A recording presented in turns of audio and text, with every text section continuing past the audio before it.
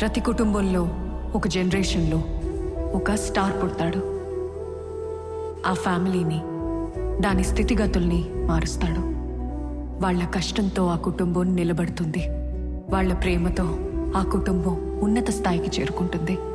కానీ వాళ్ళు మాత్రం ఏ గుర్తింపు కోరుకోరు.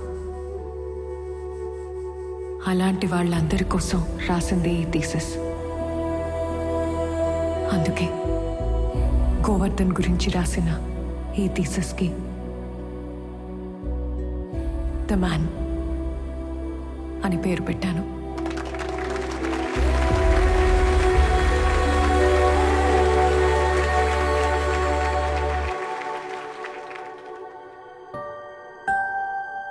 And I'm proud to say I found my man. నేను తనని అవమానించాను అనుకుంటే క్షమించమని అడుగుతా.